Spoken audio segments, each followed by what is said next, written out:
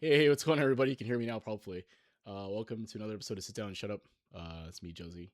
I think the stream, I had the wrong title on here, so it says Grand Blue Fantasy Rising, but whatever.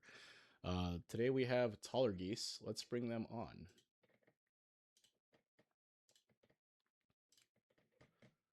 Hey, Tallergeese, can you hear me?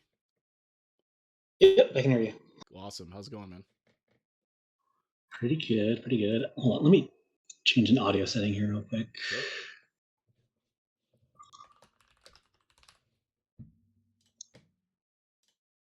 Okay, that should be better. All right, cool. Can you hear me okay now? Yeah, Better? I just Okay. switched ones. Sweet. Cool, man. So welcome on. So you had put some stuff into the channel in the description. Tell me a little more about what's going on with your game. What do you think you're struggling with? All that good stuff. What do you think? Yeah, that sounds great. Thanks so much for doing these. hmm So what do you think's been going on in your game so far? Anything in particular it's been giving you a hard time, or what have you been struggling with? You think in terms of Yeah. gameplay? So obviously, kind of with everybody at my level, my fundamentals are not super great.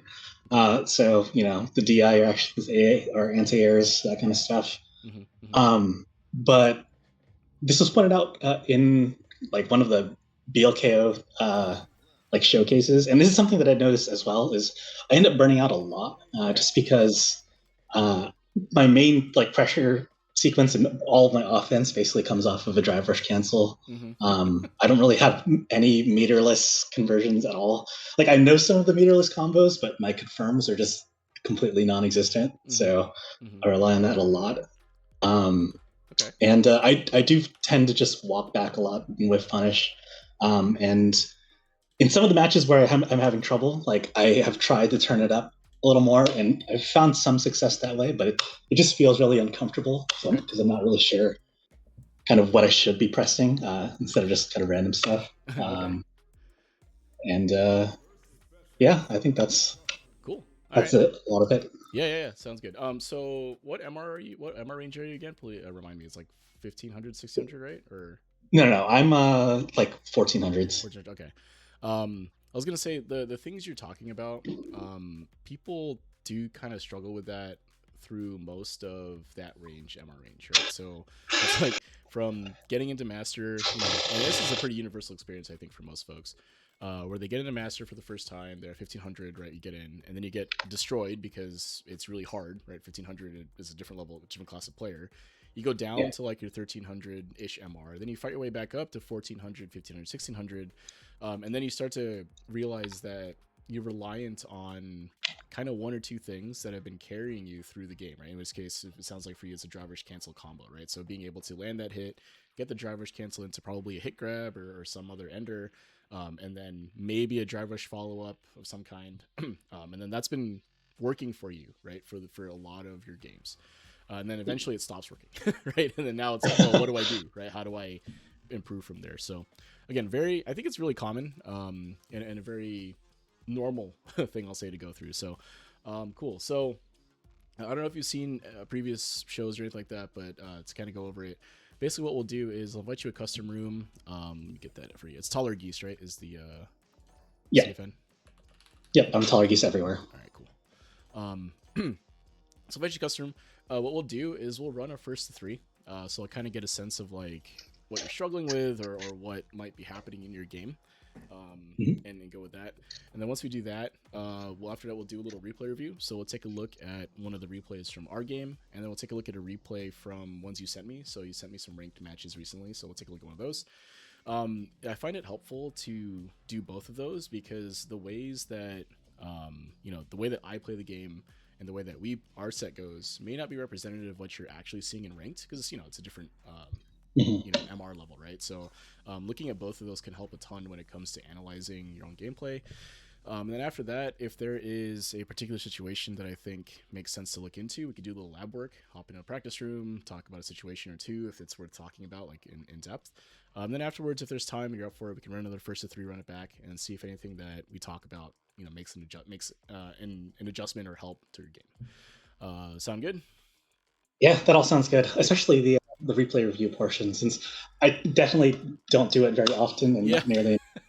And so like knowing what to look for there would be Yeah. great. Yeah, it can be really helpful to just kind of go through it, right? Because a lot of times when you're trying to analyze your own gameplay, you're kind of blinded by the fact that you knew what you're thinking in that moment, right? And it's like, oh, this is the perspective I had of that situation. So sometimes Yeah, outside perspectives help. So with that all it's hard to look. said, yeah, so good. Yeah, it's hard to look at like the deeper level too, because like you see like yeah, I missed the anti-air and I didn't react to that DI, but there was probably like other more fundamental or strategic things that I'm missing Yeah, because yeah, of that yeah, stuff's so and obvious. yeah, and it's super nuanced, right? Like the Yeah, situation we look at makes sense in that context for that situation, but a same situation in a different context may be different, right? So yeah. cool. So with that, go ahead and queue up in any slot. I'll join you there. So I tend to deafen during this part, mostly because I talk a lot while we're going through this. I don't Okay. know, folks found it helpful because I'll talk about what I'm seeing in real time, and then if you look at this in the VOD later, which you'll have, you can always take a look and see what I was thinking. So I'll be Okay. deafened through this. I also may not rematch right away for the same reason. I'll kind of be talking through what I'm seeing and what I'm thinking. So yeah, so if I don't rematch right away, don't worry, I'm still here. It's just me continuing to articulate thoughts. So that all said, good luck. Great. Thank you. All right, Tallergeese. So I think I did a commentary for one of their matches in BLKO this season. So Manon player, I think I liked a lot of what they were doing. I can't remember the outcome of that match because my memory is terrible. But let's see what they're cooking.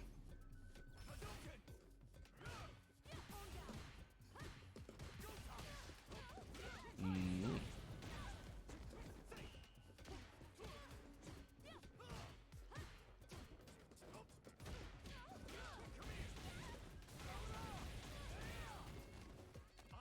Oh, wake up, Perry.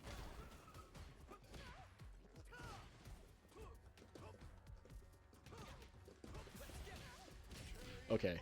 So, a little hesitant to press, obviously. I don't know if it's that nerves or whatever, but obviously being the corner against Ken is not great. What else was I gonna say? And I think they're kind of right in that they're kind of reliant on the drive rush. Caught them doing something there.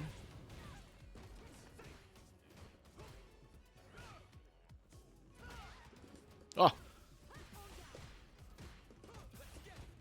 the last few times they did that, they tried to press something. Oh,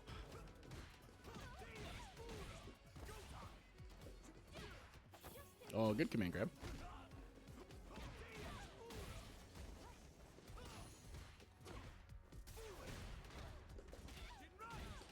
Ah, I dropped it. Okay. So right now, all I would say is that I think they're just a little over on the neutral, right? So I'm standing at a space and it's probably kind of uncomfortable for them. And they're not really able to press effectively, right? They did 2 drive rush cancels on block. They weren't able to get anything off it, and then from there they were kind of like, oh, what do I do? I don't have a meter anymore, right? So.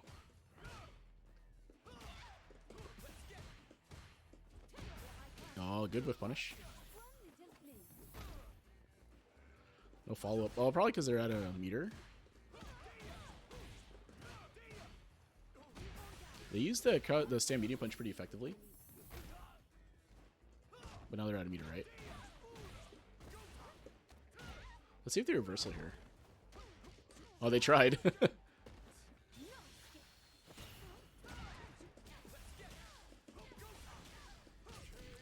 Yeah, so that's actually really common too. People will try to reversal. They'll see the reversal thing come up because it didn't quite come out. And then they'll reverse right after. Oh, that was sick. Oh, no follow-up. Usually get the spin kicks. Okay, trying to press there again. I think that's something that they need to be careful about.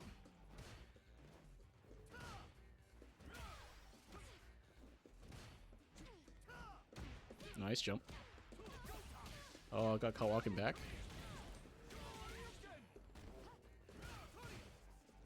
Oops. Okay, they got the walk back down, so that's pretty good. They're reading throw there. That's good. Oh, no!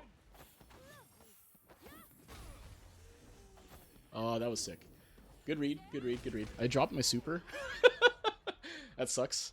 But that was pretty good on their part, right? They went for the command grab there, forced me to guess. I didn't guess correctly.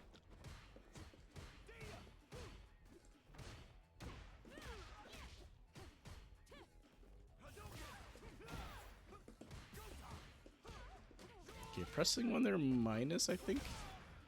Might just be trying to mash. Oh. Oh, that was sick.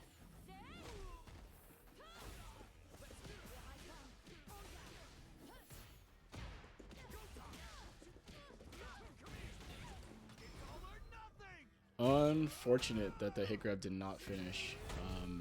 Drop combos.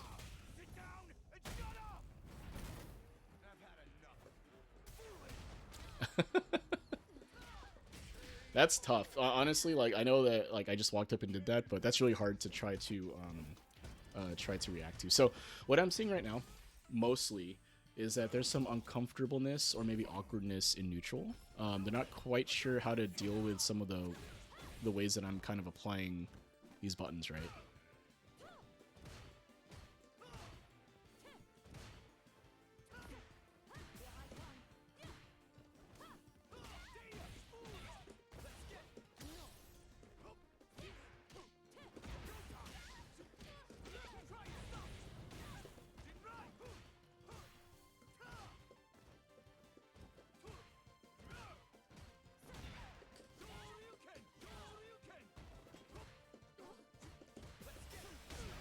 Okay, burnout for that's a little bit tough.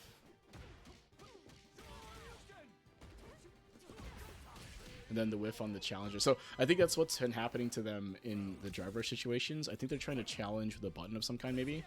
Or it gotta be something like that, right? Because the Manon doesn't have like a reversal there, right? So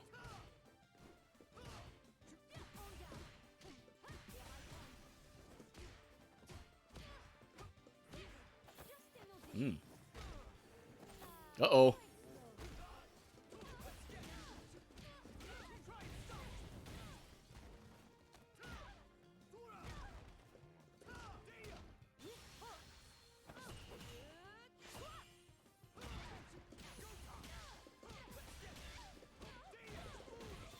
Yeah, that's a tough one. That's a tough one. So, basically the way that... So, here's what I think is happening, at least against me in this game, is that I'm not doing anything that allows them to kind of just do what they want to do, and there's no punish opportunity, right? So they have to try to play neutral, and that can be kind of tough. So let's bring him back on. Hey, buddy, what do you think? Oh, one other thing I forgot to mention is that my execution is balls. You had me. You had me on that one. That was unfortunate. Yeah. You definitely had me. But execution is that, it is what it is, right? You just kind of have to grind that out and get used to it. No big deal. So the two things I noticed when we were playing, the first one I think is that it's a little uncomfortable for you to play that kind of grounded neutral game if I'm able to control space, right? So it felt like what it probably felt like for you was that every time you press a button, you're getting hit, and every time you press a button, I block it, or like you whiff it and you get hit, right? So then you get stuck not pressing, and that's tough because honestly, that's just like the next level of the game you have to get to is the footsies aspect. But there's some of that happening, and then I think when you did get opportunities, you did take advantage, right? So you're able to land hits, get your driver's cancel combo, land it, get your get your hit grab, your metal, right? But where I think you were doing well was actually in some of those Oki scenarios where you just kind of walked up and did a command grab, like you read that I wasn't going to react to that, right? So part of playing Manon and grapplers in general is trying to force that situation as often as you can, right? Make me guess, because I can't delay tech the command grab, right? So right. Yeah, otherwise, like routing wise, I do think that there's probably, like you're saying, meterless combos that you can get into that would be helpful. A lot of them end in like they end in hit grab, and there's some other ones that you can do, like on punish counter or counter hit, stuff like that. Some of those confirms. I'm not quite sure what they are because I'm not a Manon player, but I know they exist. And then, so what was happening, if I were to kind of give you the summary of what happened, was that because you weren't quite able to press your buttons to control the space in front of you, you end up in the corner, right? Like you back up, or Ken lands the hit, which goes into the run Tatsu, which puts you in the corner or something. You end up in the corner. And then when you were trying to fight your way out, I wasn't doing a ton in terms of like high-low mix or anything of that nature. It was really just strike throw. Am I going to press a button? Am I going to try to throw you? Or am I going to back off and try to keep you in the corner, right? And then when I backed off and kept you in the corner, it was hard for you to get out because it felt like you couldn't jump. It felt like you couldn't really challenge me in that scenario, right? So let's take a look at some of these games, and I think what I'm talking about will hopefully be more concrete. But That's what I was noticing anyway. So I'm gonna stream in Discord, so you'll be able to see my screen. Give me a sec here. Start it up. All right.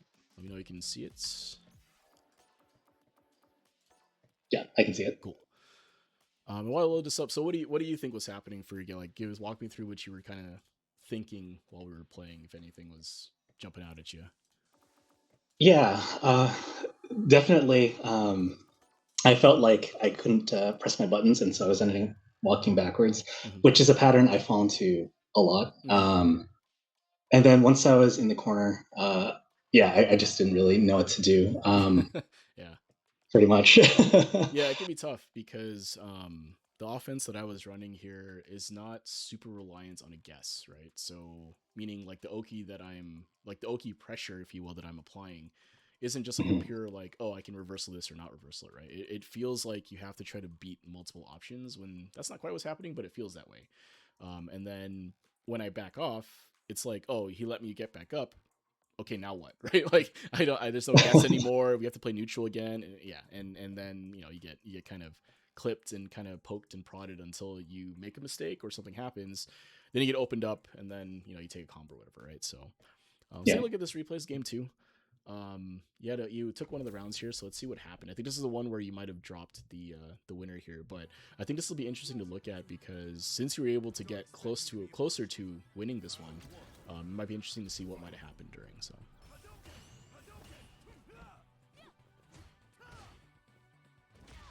okay, so that whole sequence, right? If we watch this, Mhm. pay attention to, if you can. I know it's a little tough to see all this crap on the screen, but pay attention to the distance between our characters, if you can, right? So like Ken's kind of front foot down here, and like Manon's kind of left hand here, right? Like that spacing, if you will. Like if you imagine a vertical line that represents a box of your character and the Yeah. box of my character, pay attention to that space in between, right? And see what happens through this first couple of seconds before that hit happens.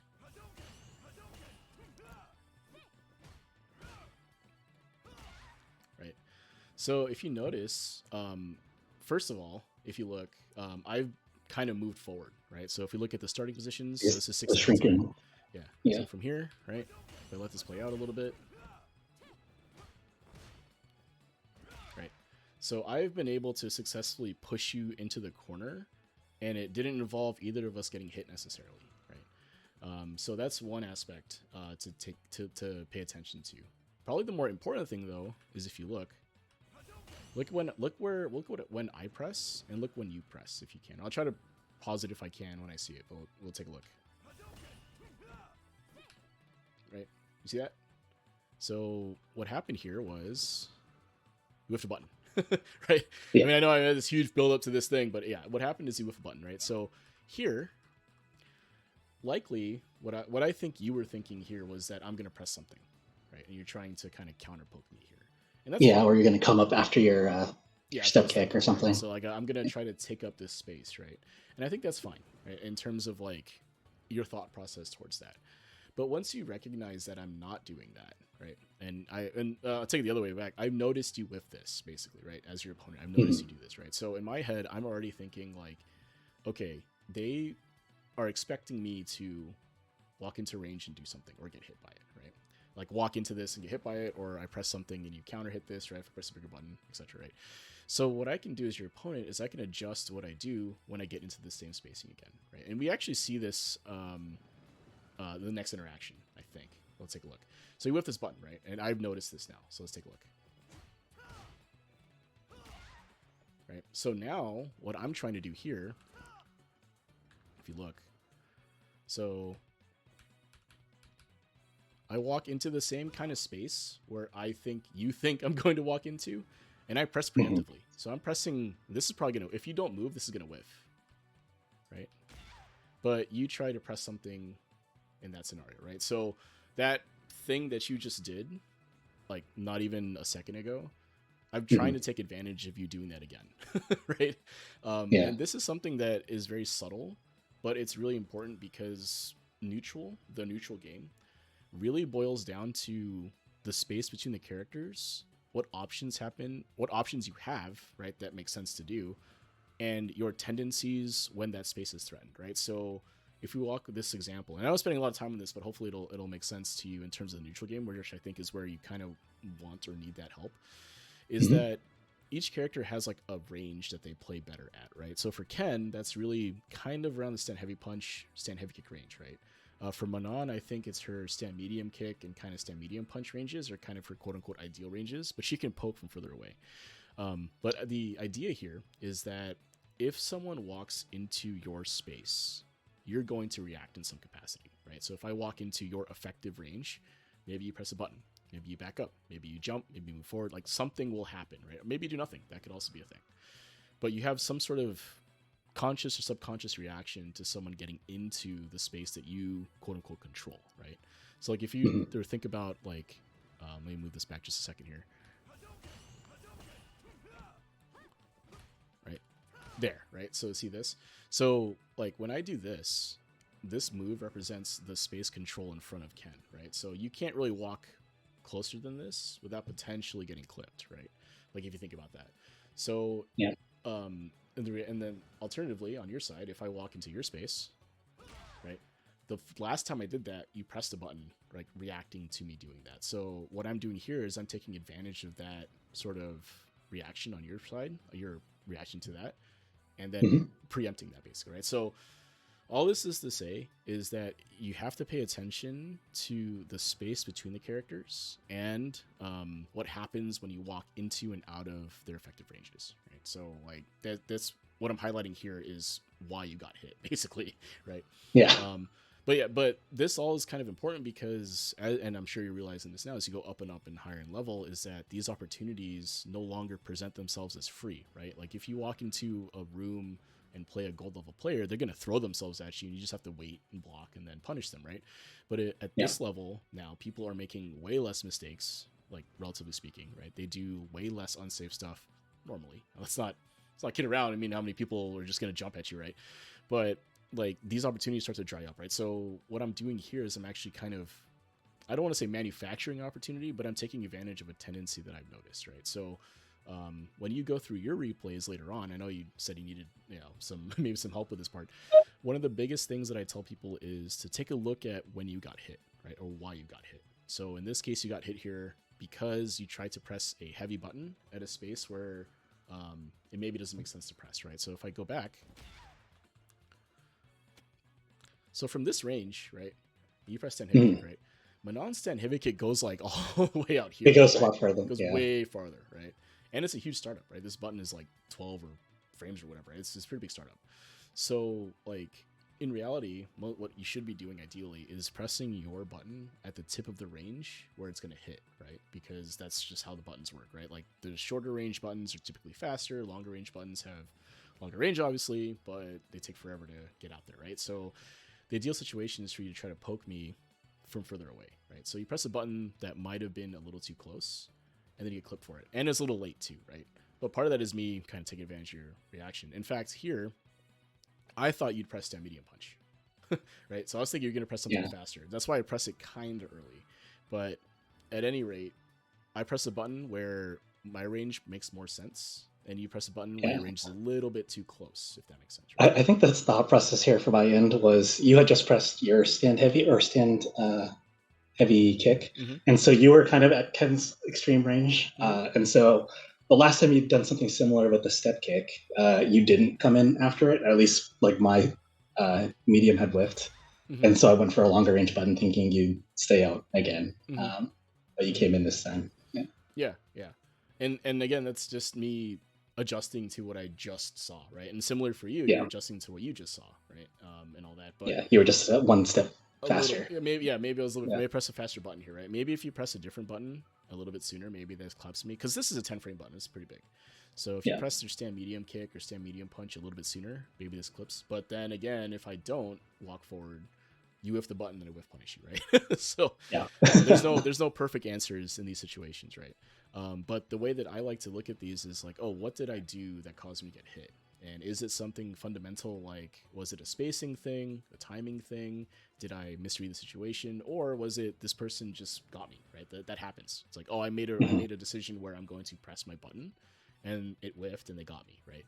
In this case, I think it's a little bit of both. I think you had the right idea. You just pressed the wrong button a little bit late, right? So then you get hit for Yeah. it. But that's Street Fighter, right? This is like grounded Yeah, Street yeah. Fighter. This is how it plays. And again, the reason I'm spending a lot of time on this is because I think this is where you might be struggling more, and this is probably the part of your game you probably want to improve on more too, right? So, right. So good whiff punish there, right? So I expect you to move forward. I whiffed my button, and you're able to whiff punish me there. Your buffer goes behind this. You get the hit, right? Yeah. Good job.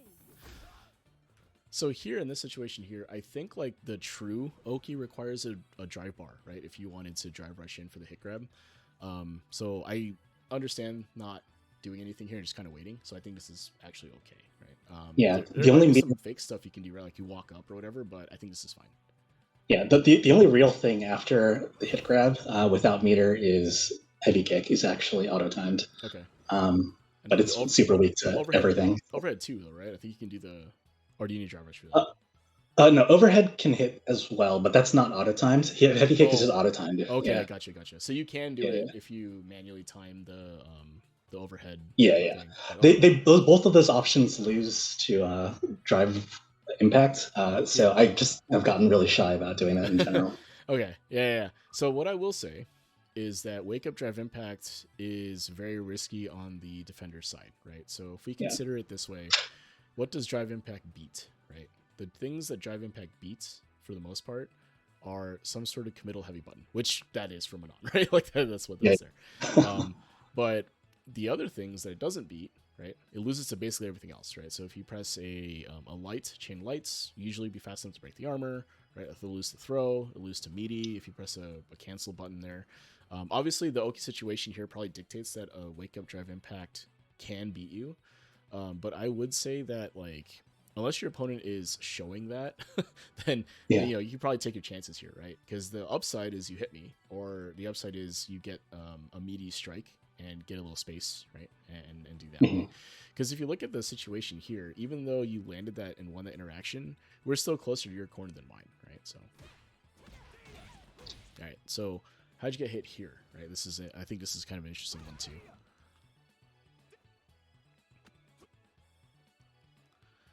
Right. So here's the stand medium punch button you press. Right. Now your minus here. Right. After the stand medium punch hits, I recover 2 frames before you do. Right. Now I don't take advantage of this. I don't press and take my turn back right away. I actually delay a little bit here to see what you would do. But then I press a crouching medium kick. That's slightly faster than yours. Right. So I think that looking at this situation, I think it's actually fine for you to try to press there. It might just be, you have to be careful about the spacing here and the speed of your button in this case, right? So after this, so ideally, right, in like a kind of quote unquote perfect scenario or more perfect situation, or closer to perfect situation, I should say, is that I would take my turn back aggressively here, meaning I would press my button, mash it out as soon as your move is done, right? Now, if I did that, you'd block it in this scenario, right? So that's okay. But in this case here, I think it's more unlucky than anything else, is that we happen to press at the same time. I just press a faster button, right? Because I think Manon's crouching medium kick is like 8 frames or something, right? 7, 8 frames. Yeah. I think it's 9 frames or something like that. Yeah. Okay. Yeah. The pushback of the medium punch, whatever, pushes you out of range of anything but that, or a heavy button. So that's why I went for that. Yeah. Gotcha. So that is something to be careful about, right? So when you're minus like that in that scenario, and most players will know, right? Like, oh, I know that they're more than likely minus. How minus? Maybe you don't know that. Like, I don't actually know it was -2, but I knew it was minus, right? People will just press their own button to go turn back. Now, obviously, I don't do it aggressively here. Maybe I should have, but you just have to be careful about trying to press in a minus situation like that. You definitely can. Don't get me wrong. I do that all the time, right? Minus, I don't care. I'm going to press anyway. But you have to be mindful of the situation you're doing that in, right? Because if you play against somebody who likes to mash, and you try to do that and try to get away with that, you're going to get hit by the mash, right? Because you're -2, you press a bigger button, they press their 4 frame, they're going to beat you, right? And the counter hit. So you just have to be careful about when you choose to abare, right? I think there's situations, definitely good situations for it, right? Like in that scenario, I think it was actually okay for you to try that, and it's just unfortunately got hit. But if you're not quite sure how I'm going to react, you can try that and see what happens, right? But now you know that I delayed a button and pressed, right? So you have an idea of the next time that happens, what you might be able to do, right? So it was good. Like walk back and beat the throw. The only issue here is that you drive rush cancel and burn out for it, right? Yeah. There's a very easy meter list there to just medium punch into one of her other enders instead, but I just never think of it in time. yeah. I think it's like the this button into like there's one more button, the filler button, and then like the spin she does on the floor that knocks you down. Like that's one that I've seen a lot, right? That meterless conversion there. It's like hit, and then spin on the floor. The filler one is probably like kick, staying like kick, but when I do find like sometimes manage to do this, I usually just go straight into the floor spins or the air spins because they both come out of it. Yeah.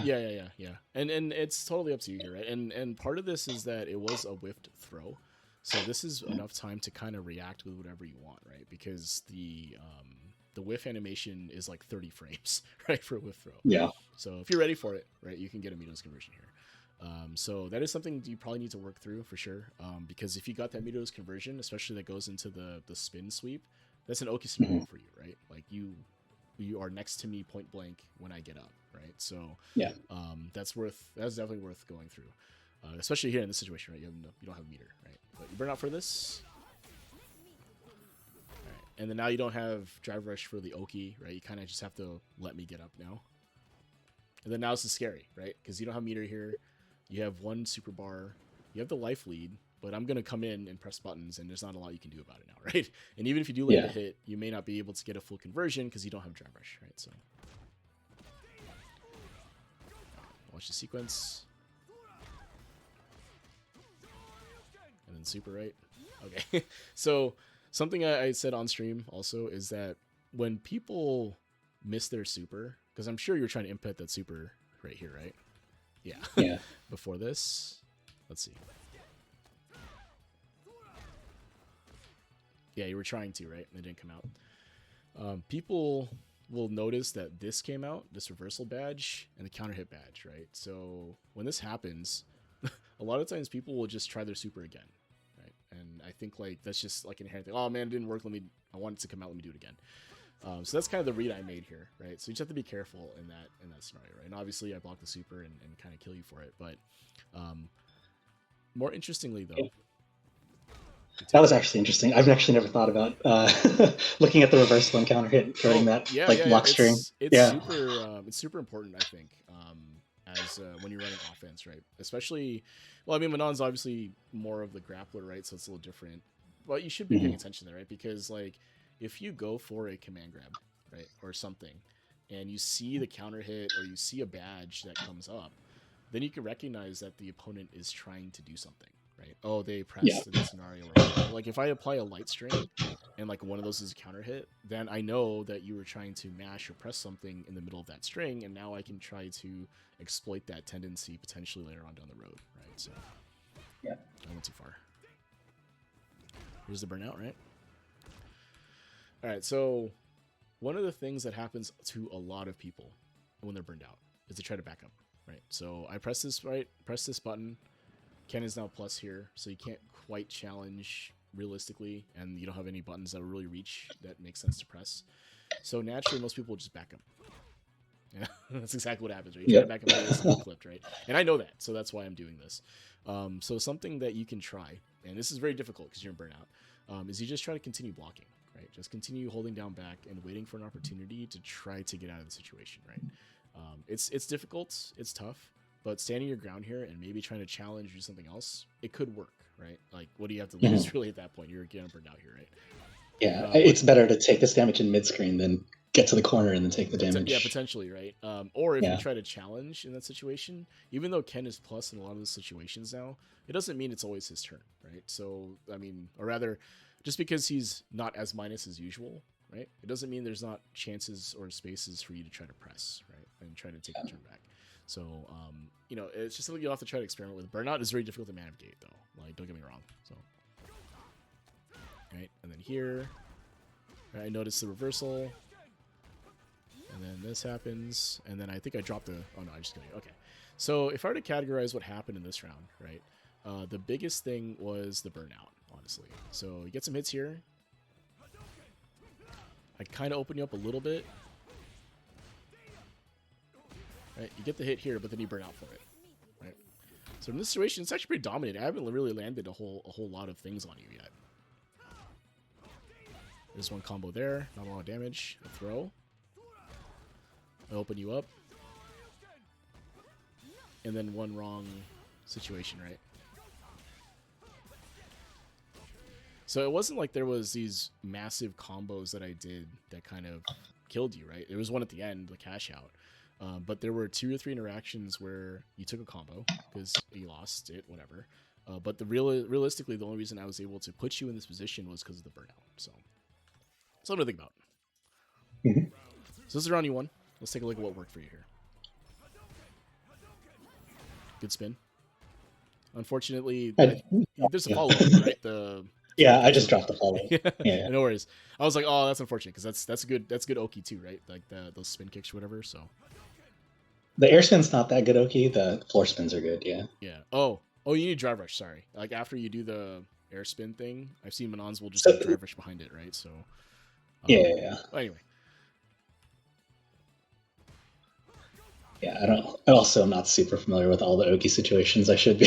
Yeah, and that's fine, right? I think part of the learning aspect of the game is adding that to it because, at least for Manon and grapplers in general, it's really strong, right? If you think about, like, if you play other grapplers, like especially the higher level ones, it always feels like you're guessing. It always feels like you have to make a decision, and that's difficult, right? So looking at this scenario here, though, after you get through me here on the fireball, right, you're kind of afraid to press now, right? I've been kind of just doing whatever I want, walking forward and doing stuff, and you're not able to press, right? And again, the reason for that is because the spacing I'm standing at makes it feel like you're going to whiff, right? So the way to counteract this is to try to walk forward, actually. I know it sounds counterintuitive, but something that I think might help with that is if you consider, again, it comes down to spacing, right? So in order for someone to control the space, right, or adjust the spacing, they have to move, right? Think about it, right? Like Street Fighter, you have to walk forward and back. You don't really have air dashes or advancing guards or anything like that, right?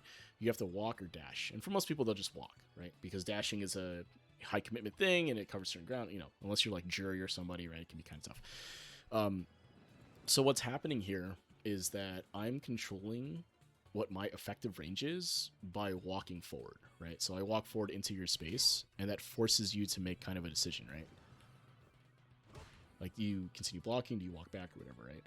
Now, what I had been doing to you is walking in and out of your range and either pressing early to try to catch you trying to stuff me walking forward, or I bait you into pressing a button, and then I press my own button, and then you get hit for that, right? Whiff punish, right? So typically, the way that you would adjust for that is if I'm just kind of dancing in and out of that space, trying to get you to whiff, your response, because obviously I'm not going to press if I'm doing that, right? Your response might be just to walk forward and try to counterpoke me with like a stand medium kick or something, right? So if I'm trying to get you to press, I'm kind of going to walk into a range and walk out of it. But what you can do, if you notice that, is that you can walk forward as I walk back and clip me, right? Because typically forward walk speeds are faster than back walk speeds, right? So that is one way you can do it. If I'm not pressing anything, then typically you would just walk forward and try to press your own button, right? Again, this is really difficult. Like, this is high level stuff. It's really hard to like get good at that. But it's like that's part of the footsie's game, right? So if your opponent is looking for nothing but whiff punishes, right? They're waiting for you to press and all that. That's your opportunity to try to walk forward and press your own button, right? Because I'm not expecting you to do that necessarily. I'm expecting you to try to stop me from walking forward. But instead, you just walk forward and press your own button. I may not be ready for that. Now, I think I just got too comfortable, or just in general, I get too comfortable trying to stay in like the heavy kick range or heavy punch range, and then try to whiff punch with those because it feels safe and far away. Which is why I did not get used to stepping forward into like the medium or light. Yeah, Yeah, stepping forward like a faster button, trying to challenge. Yeah, it can be. Yeah. It's an aspect of the game that needs to be, worked through, right? You just need to gain that experience doing that, right, and try it. And you're gonna get hit a lot. Let's not kid around. Like when you try this, you get hit a lot, right? But it's just part of learning how the game, like learning your opponent's rhythm and trying to disrupt the rhythm, right? Because that's what I kind of did to you. Was that I kind of got a sense of where you felt comfortable standing, which, like you said, is kind of your further back range. And most of the game I spend inside of that, right? So it makes it hard for you to press that, right? So if I'm able to get in there and you're not able to press the buttons that you want to press, then it's like, what do you do, right? Well, how do I get around that? And then now I can just kind of do whatever I want because, you feel like you can't press. But in reality, some of these situations here, like you can walk forward and try to challenge this with like a jab or a faster button, right? Or something to that effect. And it's something worth trying, right? Because if you're just going to block all the time and hold back, you're going to give up that space, and I'm just going to move forward and take it, right? Well, at least at this level. Some folks won't let you, right? Or like if you play against a zoner, maybe if you don't want to give them the space, obviously, so you feel more compelled to stand forward. But if you try to back up, a zoner will happily let you walk backward, right? Like Guile's more than happy to let you walk back to the back of the stage, and he'll just throw boom. It's totally fine for him. So just gotta be careful there. So here, I don't know if you're trying to do something or if like you're trying to challenge. Let's see. So it looks like you try to press, right? So after drive rush cancels here, you typically don't want to challenge, right?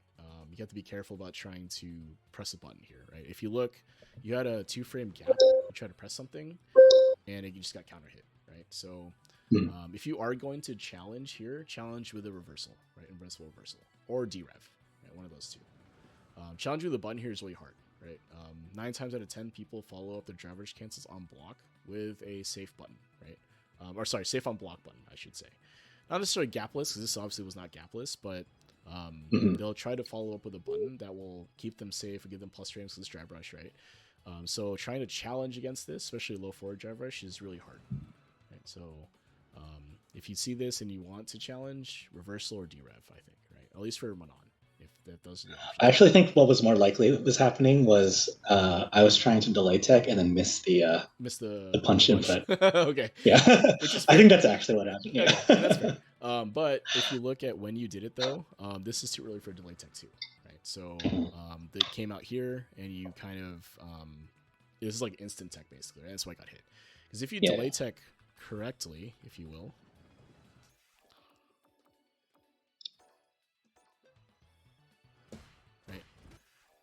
The delay tech, the tech, right, the block should still happen. Right? So yeah. So you just have to be a little bit careful with that. So just watch your timing there.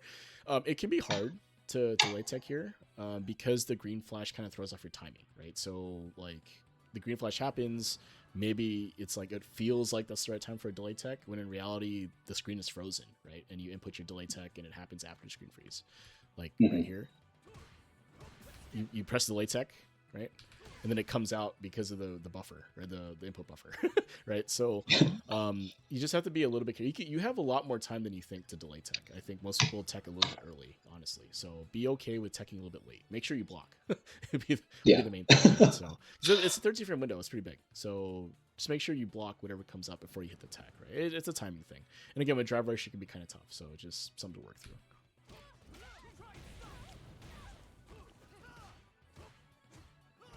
All right, so that sequence there, right? How hard is that to deal with, right? Like it feels like did not feel easy. Yeah. It's obnoxious, right?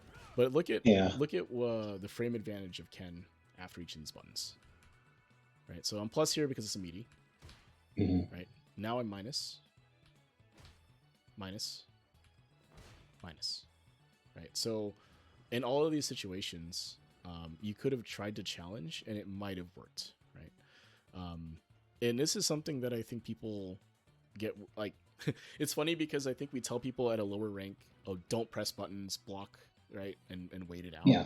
And then eventually get to a level where it's like, okay, maybe you should challenge, or maybe you should try to press a button, right? Maybe you should do something. And this is one of those situations where part of it's character knowledge, but the other part of that is like knowing that most buttons in the game are minus, right? Like if you really think about it, what are the buttons you really need to worry about against in neutral like that can be plus? And it's stuff like, bison knee, right? Like that back Mhm. knees plus, Zangief headbutt, right? These are like big moves that you probably know you shouldn't press after, right? But like Yeah. stuff like Ken's normals, they're not going to be like most normals in general aren't going to be plus after, right? So if you look at what I'm doing here, I'm basically staggering what I'm pressing, right? So that's plus. This part's plus because it's meaty, right? So you can't press after this. Like that's a frame trap. But right here, right after this button is pressed, this is minus now, right? So you could potentially do something like this. Right? Oop, it's crouching light kick, isn't it? Right? So press your faster 4-frame or maybe potentially a 5-frame button because I'm minus, right?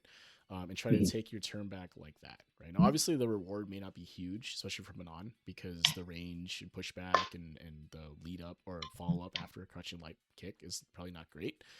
But it's better than just blocking, right? It's better than just continuing Yeah, to for sure. allow me to chip at your drive gauge, right? Because Yeah, if I can fit in the 5-frame too, but her standing light kick has good range and can actually lead to things. And so yeah, so see how it's yeah, counter hit, right? yeah, Right? And that's because I'm trying to press when I'm minus, right? I'm trying to take advantage of your passiveness, if you will. yeah, So and you saw like it probably felt like you couldn't press it at any of those points because it feels like everything is plus, but that's not what's happening here, right? What's actually happening is I'm just pressing buttons, and your hesitancy is allowing me to do that, right? So yeah. that's an adjustment that you can try to make, especially with like Manon that has these kind of better buttons, right? So even something like this might work.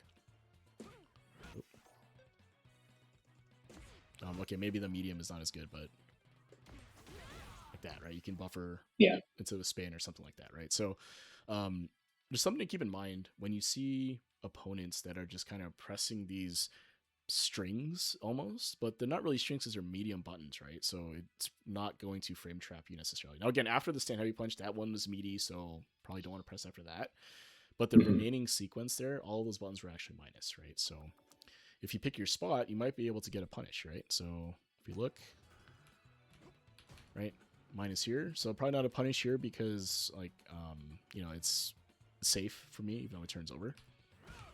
And probably not after this, technically, because this is kind of a space trap, right? So if you press here, it'll whiff.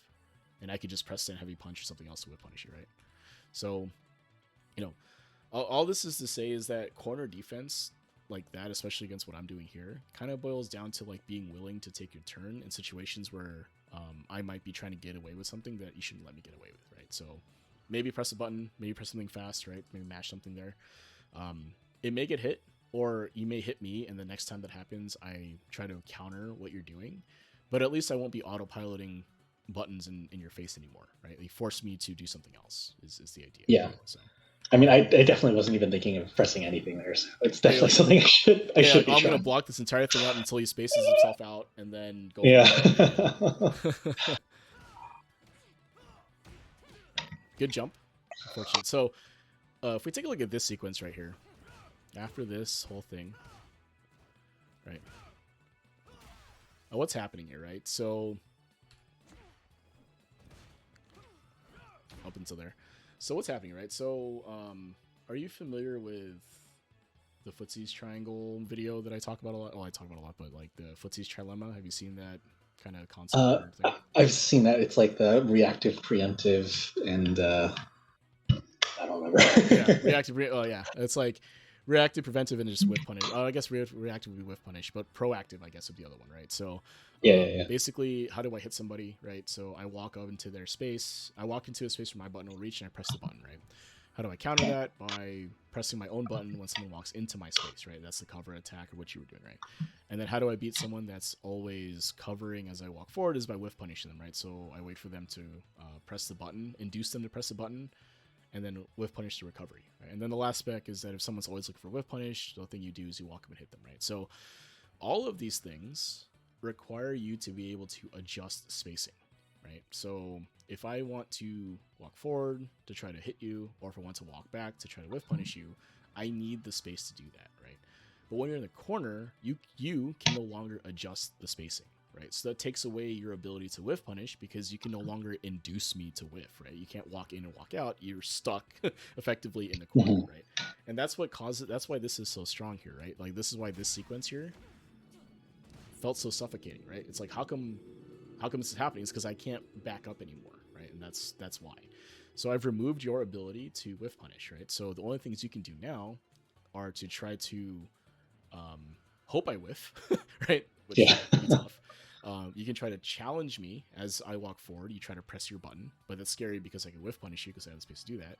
Or you can walk forward and try to hit me, right? But that's also scary because I'm standing really close to you, right? And I'm pressing all these buttons. But that's part of Street Fighter in the corner, is that because you can no longer adjust spacing, you have to take that risk, right? You have to, in order to fight your way out of the corner in a stable-ish way, you have to take that risk, right? Now, what you do here is actually really good. Like, that's perfect, right? So you jump over me. I went for a button, you jumped over it, and this is perfect, right? But you did have to risk jumping in order to do that, right?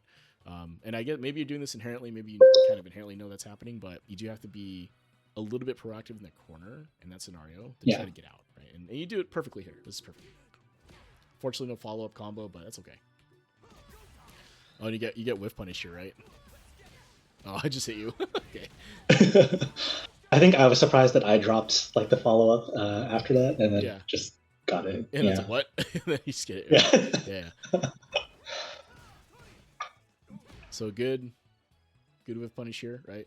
Punch, throw, back, walk backwards, right? Yeah. Good stuff. Yeah. And I dropped my super. Right? So that's what that was supposed to be there. Was it supposed to be a confirm, counter hit confirm into a super, or sorry, a Jin right confirm into a super. I dropped it, right? Okay. So you get I was wondering.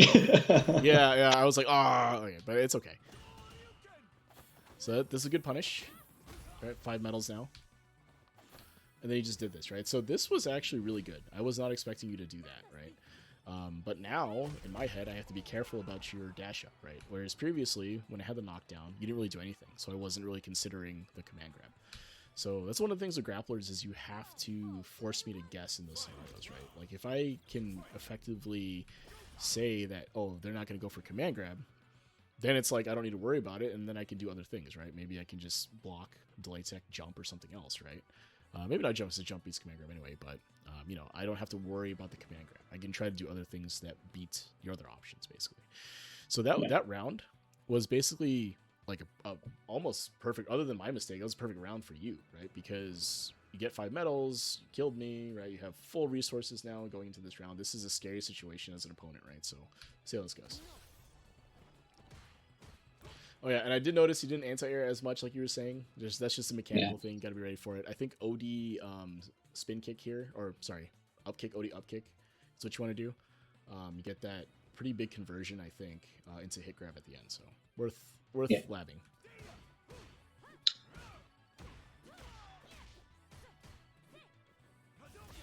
So if you take a look at what I'm doing here, right? So after you hit me,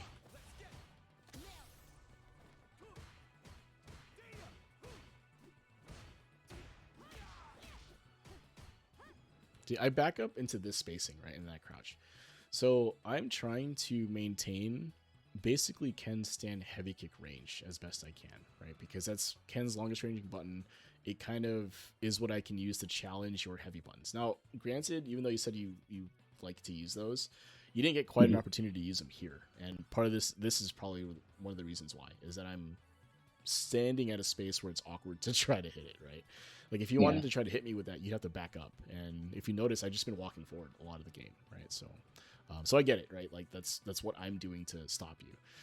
So again, like the solution, counterintuitively, is to walk forward, right? Walk forward inside of that space, make it so that I can't press my button, because in my head, if I'm too close, I can't press it. And you press a faster button, right? Or potentially if you do that and I try to press, your faster button could counter hit and counter poke what I'm doing, right? So you walk up, stand medium kick, you get the counter hit confirm, and it's a drive, like you buffer drive rush behind it, and you get a medal, right? So something like that effect. Yeah. Or what is it? The spin and the floor spin or whatever. The ground spin, and then to Ogi. Yeah. So right here, right? Oh, okay. This was your delay tech that was a little bit early. If I look at this, I think. So here, and then delay tech, right? So you just have to be careful about your delay tech, like we were saying. Do it a little bit later than you think, right? So counter hit confirm, combo on my part. Good D-Rev. I don't anti-air. Go for the throw. It's good. Yeah, I was in trouble here. The back heavy punch didn't come out. Yeah. Unfortunate, right? Yeah. And then I do that. And then I just kind of DI you here, right? So this is hard. This is very difficult to deal with right here. Like, you have to be buffering your super, being ready for that, right? Yeah, you can see the buffer happening, but then I just it's really, really hard, right? Like, if you landed that, I would have been, I would have been impressed, obviously. But it's really tough, even though you know it's coming. It's hard to stop. Yeah. Right? So, but that all said, that's what that previous round was a good round for you, and this round was actually pretty good for you too, right? You had me dead to rights basically in that scenario, just an unfortunate drop. But if we look at some of the situations leading into this, though, a lot of where I was kind of winning is really just manipulating the space between us to make it so that you can't press anything, right? And again, the way you counteract that is to try to walk forward, or if you get a sense of like what range I'm playing at, try to mess with that so that you can press your buttons, right? Back up a little bit, press your button or whatever. Basically, you just have to adjust to what your opponent is doing in that scenario to try to apply the counter. And it's really hard. Like, I'm not going to say that it's like, I can say this all day and it's like, duh, right? But it's so hard to do that. And that's just part of the game, I think, as you play more. Like, if you try to be conscious about the space you're standing at and the buttons that you want to press at those spacings, I think you're going to see a lot of situations become a little bit more clearer to read, right?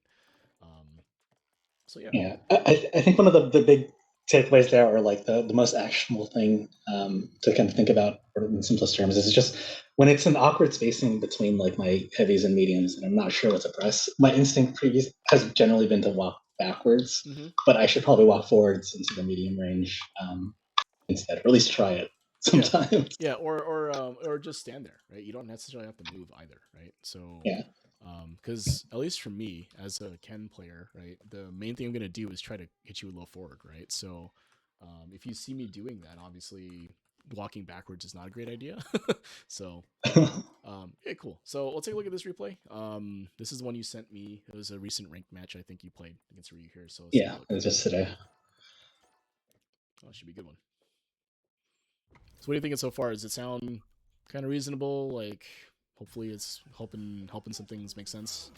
Yeah, for sure. It's putting a lot of words to things that like I've had some thoughts or feelings about, but haven't really been able to verbalize or been able to like tease out in my own, just kind of working, looking around in replays and stuff. So that was sick, right? So if you look at this, right, Ryu's doing Ryu things, right? Jumping through fireballs. Fireball drive rush, good punish counter. Or sorry, good perfect parry into a throw. Perfect. Drive rush. Oh, okay.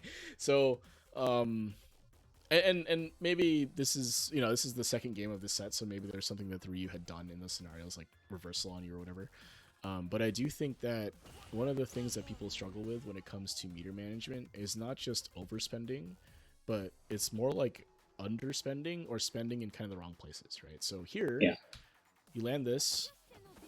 Now, obviously, this is a punish counter off the perfect parry, so you get less damage, right? It's only 1150 as opposed to the full, 2000 or whatever it is for level 1. But you get a command grab and you have an Oki scenario if you spend bar. Now, if you look at the meter situation, you have full bars here, right? So be okay with spending, right? Because if you think about it from like, I don't know if you played other games like Overwatch or anything else, right? It's like you're passively generating bar, right? Like you're kind of, if you think about it, I'm wasting the bar that I would be regenerating. Right? Yeah, I play a lot of like strategy and board game kind of stuff generally, so that definitely is a feeling.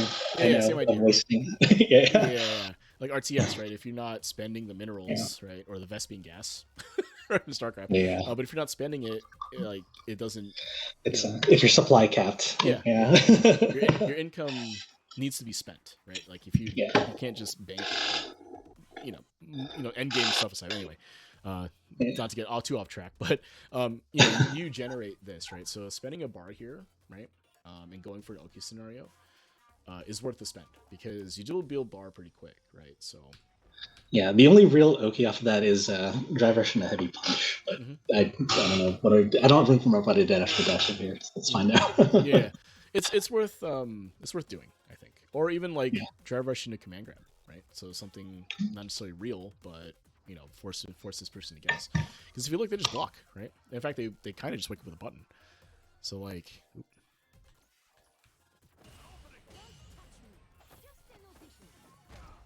right? Because it's a hard knockdown, they can't back up anymore. It's this right. Oh, maybe that doesn't work, huh? Or am I just not good? I think you have to do the heavy punch. Yeah, okay, maybe that doesn't work. I take it back. Yeah. I'm wrong. But I think there might be some other things you can do, right? So, oops. All right, so something maybe like that. Take a look at the Oki scenarios there. Maybe there isn't as much as I thought originally, but if you have an opportunity to spend bar to force a situation in that context, then it's worth looking into, I guess, is the point takeaway from that. Maybe not this scenario in particular after the command grab there, but if there is another situation for hit grab, maybe that makes sense. After the real command grab, there's not that much. It's the drive rush and the heavy punch, and then everything else is just kind of fake. Yeah. So maybe not spending there makes sense overall. I'll take that back as what it is. But what I will say is that in other scenarios that I won't say right here, but if you do land a hit grab or some other knockdown, spending bar for Oki is not a bad idea if you have it. So yeah, I definitely don't do it enough. Like after the hit grab, there is a real drive rush into back medium kick, which I literally never do. yeah, and it's like, and there's also like the back heavy, which should become super plus, right? So yeah. So this was sick right here, right? So why did this work? And it's the same reason that it worked against you in our games, right? So if you look at the spacing, right?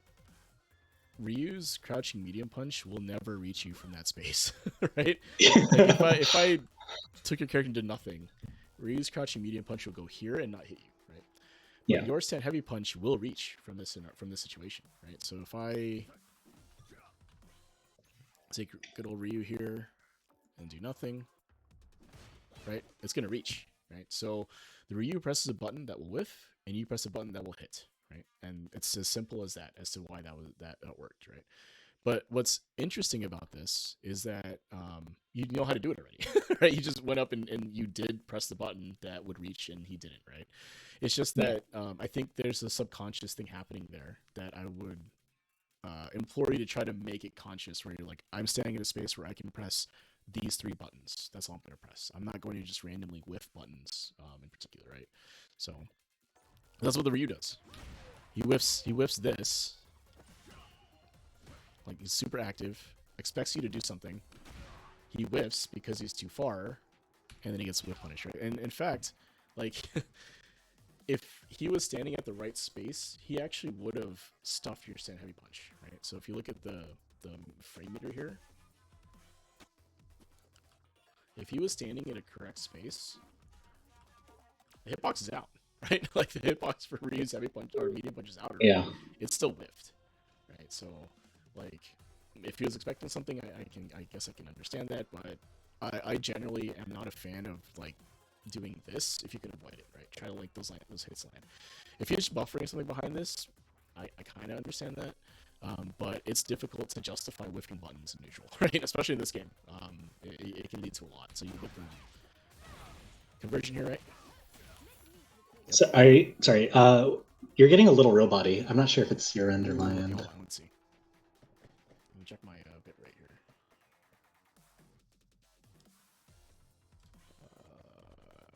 1 second. Let me just lower the. Let's see, where is the? Isn't there a way to lower the the microphone bit rate? 1 sec.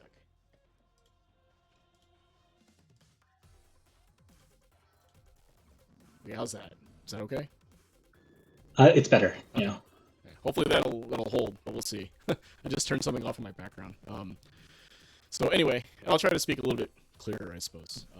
So anyway, what I was saying here was that if you whiff a button on purpose, try to buffer behind it, it's not always going to be great. It looks like that's what he did, potentially, trying to maybe do a Hasho or something. But he just straight up whiffs and you punish counter for it, right? So, he should be being careful about that. All right, so this conversion is really good. And then there was your dry rush opportunity, right? That one's Yeah. right? So here, look, right?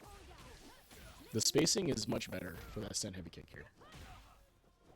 Right? It's a little close, but I think that you're standing at a space where you can do that now, right? So that was good. Ooh. Underneath the Ryu damage. Oh, that was dope. Don't get me wrong. I think that was absolutely the right play. I respect the hell out of that, but unfortunately it whiffs. Yeah. Okay, mix. Command grab. Oh, it would have been cool. It would have been great. Yeah. Great, yeah. Just remember that would have been the round. Yeah, that's a situation that you have to represent, right? When you land that target combo on hit and you're +3 in that scenario, you have to represent command grab every so often, right? Yeah. If only just so that the opponent has to think about it, right? Because if they jump there, if you command grab, the next time that happens, they have to consider jumping, and if they jump, you can hit them with that crouching medium punch, right? Or whatever that button was, because you hit the jump frames, right? So this would be the time too. It's the first round. I have a life lead. He can't kill from there, I don't think. So yeah, it would have been a good time. Yeah. Good time to risk it, right? Because you can't delay tech, right? And you can't you have to hard read, right? So backdash, which you get clipped by your button, or jump, which you also get clipped by your button, right? So that's the 50-50, right? So if he jumps here, your button hits. If he parries, right, he'll eat the full damage command grab, right? So he has to guess, right? He guessed parry and was correct. But it's sometimes you do need to represent command grab in that scenario. So, oh, nice try to jump. Oof.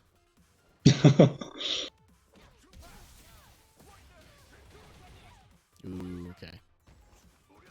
Ouch. Okay. That sucks. But if you think about the situation here, right? Let's take a look at the sequencing.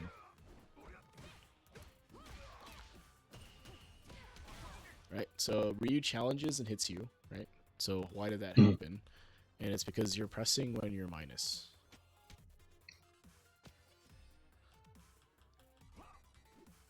Right? So after your button here, Ryu is +2. And if you look, he presses his crouching medium punch right away. Right away. So this is going to beat any 4-frame you have, right? Or sorry, it'll trade with a 5-frame, right? 4-frame, I think you will win because it's a 6-frame button. But you press stand medium punch, which is 7 frames, I think, for Manon, right? It's actually a bigger button, if I'm not mistaken. Yeah. So when you are minus like that, that's -2, right? I'm sorry, -2. So what I was saying was that a 4-frame will trade. Anything slower than that, he's going to counter hit you, right? But your jab is probably not going to reach from here, right? So it's really difficult to try to force that trade. I mean, you could try, right? So for Manon,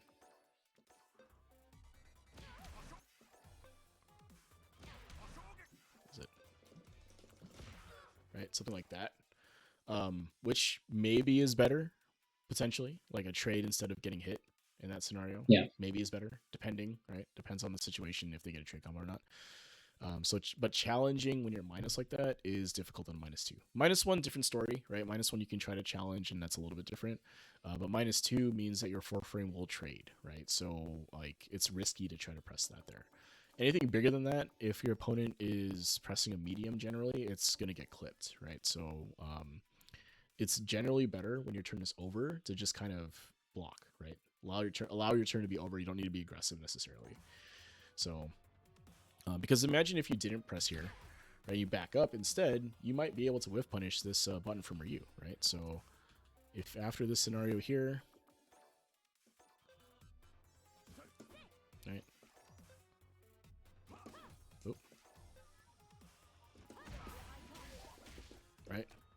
Like if you wait a second and like allow them to try to take their turn aggressively in a situation where it might whiff, then you get a whiff punish opportunity, right? And that's something that you could try to add to your game, or at least think about doing. Now, again, this is really difficult to do, and you have to recognize in the situation that he's doing that.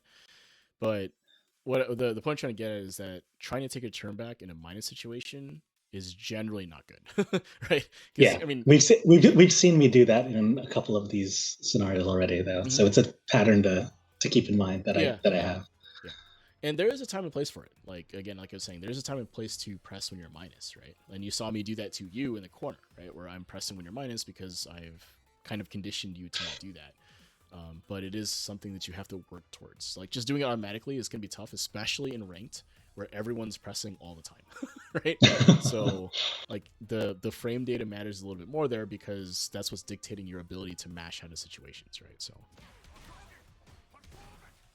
right. Your jump, nice jump try though. I think that's the right idea. If you were a little bit earlier, you would have been able to kill him here.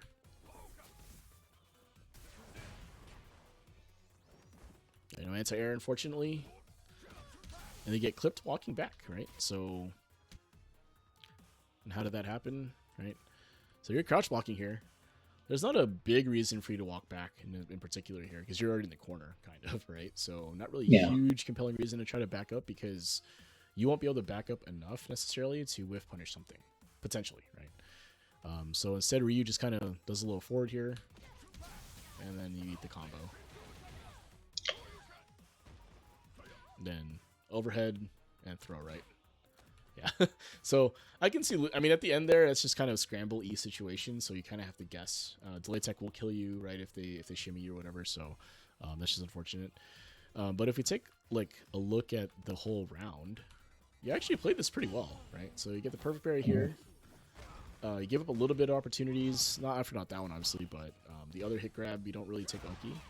That punish was sick. Right, controlling space, right? You got Ryu backing into the corner. Right. Take this. Ryu damage is kind of high. It's a whiff. Right, you had a chance to win it here.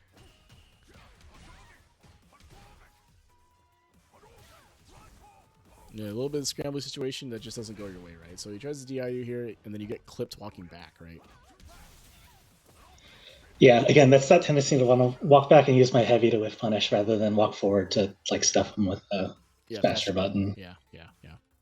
And it's even harder here because there's not really a space for you to back up to anymore, right? So even if you were to back up, it wouldn't be far enough where you could press the stand heavy kick, right? So it's just deeply ingrained at this point after crying too much rank. It's hard because a lot of the time it works, right? A lot of times people don't press or people don't walk forward. They just kind of wait, and then you get to be at the space you want to be at, right? So that was sick. All right, I do love doing that. This is dominating position, right? So like a lot of times this would, you know, if you were to look at one of those win rate things of like the chances of someone winning, like a football game or whatever, right after this situation, the Ryu's chances have gone down a lot, right? So, because think of a dominating position, right? Manon has outstanding buttons in this scenario, right? Stand heavy punch, stand heavy kick, stand medium kick, right? Stand medium punch. All these buttons are fantastic in this situation, right? You control all the space, you control the pace of the game. So, of course, you just solar plexuses because that's what Ryu's do, right? They just forward heavy punch, fuck away ball, right? Yeah. Right, and this is tough because proximity guard forces you to stand there, right? If you try to challenge, you can get hit, and that's what happens here. Is you actually try to press, and it hits you, right? Wait, what happened here? Did you try to press? Was it a counter hit? Oh, you stopped blocking. For some reason, you let go of block here. So yeah, I'm not sure. Button, like you let go of stand heavy. Oh, you probably wanted to stand heavy punch, right? So you let go to go to neutral to try to press it, right? So like because Manon has back heavy as a command normal, right? So if you do a back heavy here, it's not going to work. So you let go to try to hit him. So that's really unfortunate, actually. Just unfortunate timing. So I can't be mad at that. Like you're trying to press your button here. You obviously can't block and press the button at the same time. So you have to let go block, and he happens to hit you on the frame you stop blocking. So.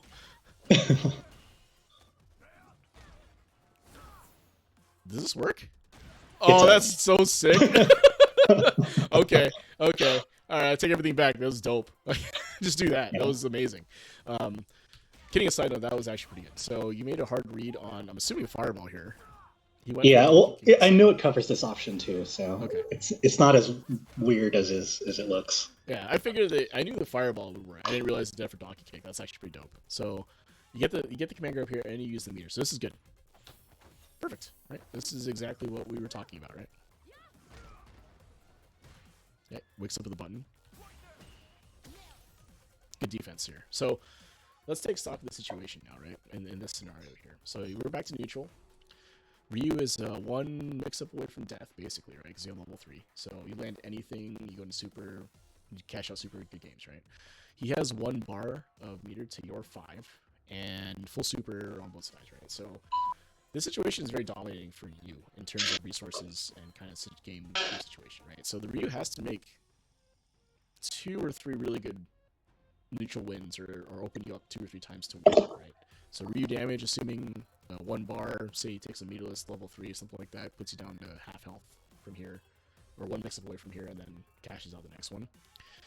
So anyway, you only need to win 1. He needs to win 2, and he has less bar to work with. So let's see. Oh, okay. And it's game, right? So perfect. Exactly what you need to do, right? Take the jump in, works, right? So good stuff. Nice pause too.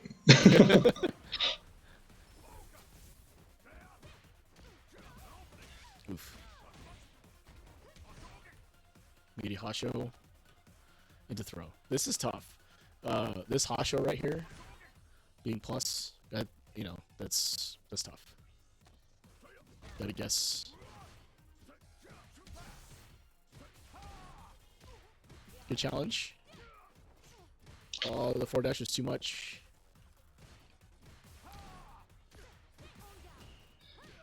Ooh. Yeah, there was no confirm off the lights either. I'd never do that. Yeah.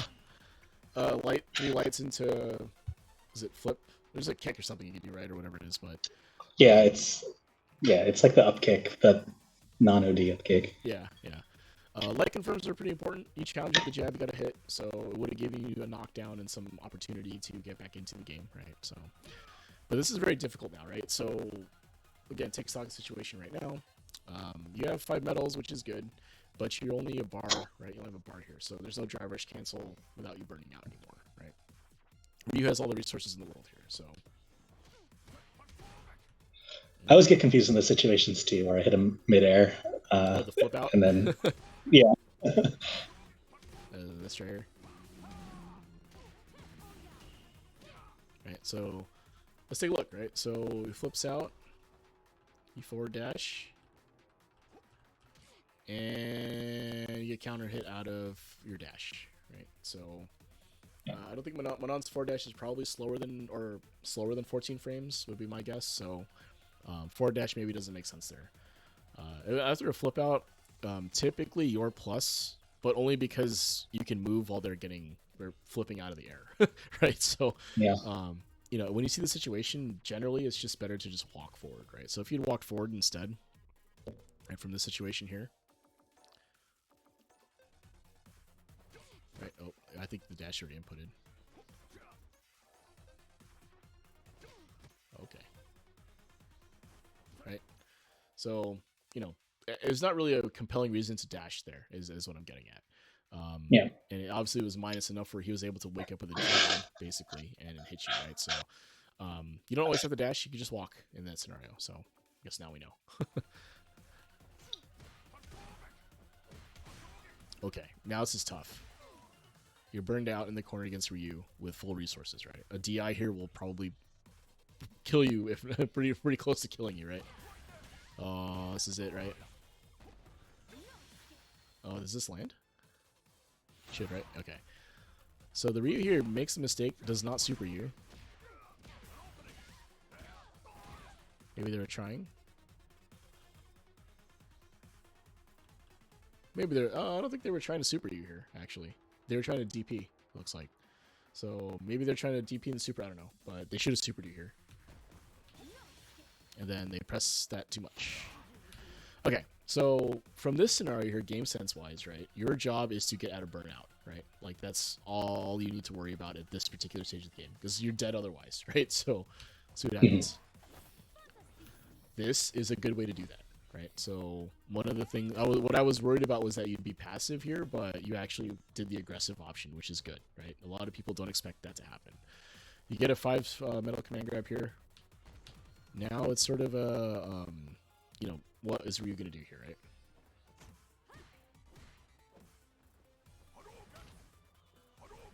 All right, so this is good. Oh no! Oh, that sucks. But let's talk about why that happened though.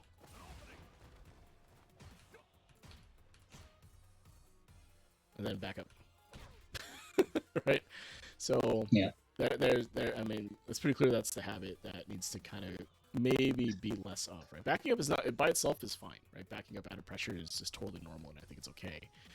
But But if not you're getting every single not time. every single time, if you're getting clipped like this, yeah, yeah. And then he just confirms, right? He just does, Yeah. I mean, I even noticed that he was doing a lot of crouching medium kicks, and I still kept on backing up yeah. instead of trying something else. Because right here, right, your job, like I was saying, is to get out of burnout, right?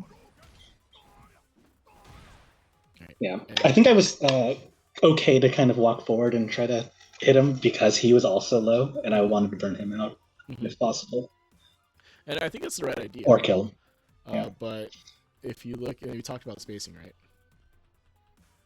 Like that's a little bit far, right? So, Yeah. and the thing is, like, I think this idea of yours here probably would have worked had you walked forward more, right? So walk forward. If you kept walking forward, it probably would have hit. So, kind of the right idea here because he's just doing donkey kicks in neutral like that, and you can stop. This is the heavy one, right? So takes forever to start up. 26 frames, right? So, Yeah. if you walked forward a little bit more, obviously I think this works. But anyway, get hit. All right, now that you have meter, right? You know. Okay, so not gonna lie, if this was me, I would have reversaled. Right? One level 1, level 2 here probably would have worked. And it would have, right? Because he does this. Yeah, because he But does this. yeah. But your job here now is since you decided not to do that, you just hold this mix and get out of the situation, right? So he's gonna go for the lights, right? Now his turn is over, and then it's actually technically your turn, right? So you can press here now, right? So it could interrupt it there, because he presses a crouching medium kick after a -1 situation, right? Right. So you can try to press a button there when they're -1, buffer behind it, and get away. Right. So let me take that back. Right. So after you block 3 lights like that, typically the opponent's turn is done. Right. So the offensive player is now -1. So if they try to do something fake, like using a medium button after, that button is now -1 on terms of frames, right? So an 8-frame move is now 9-frame move. So you can kind of get away with pressing a 5 or 6-frame move in that scenario because it's going to stop them from getting away with kind of a fake situation, right? The other thing you could try to do is back up, but if they press their button, it's going to hit you, right? So, you don't want to necessarily back up if they've been doing this, right? Or you just block, right? You just plant and wait. And a lot of times people get uncomfortable and they'll continue pressing or they'll try to back up, in which case you can hit them, right? And I do that a lot, right? So there were situations where we were both standing in an uncomfortable space and I just waited, right? I didn't press anything, I didn't do anything. And then I just delay my crouching medium kick to try to line up with when I think you're going to move, and then that's how you get clipped, right? So it's forcing that kind of situation. So realistically, I think you had this round. I think that if there was a little bit more patience in the scenario here, right here, or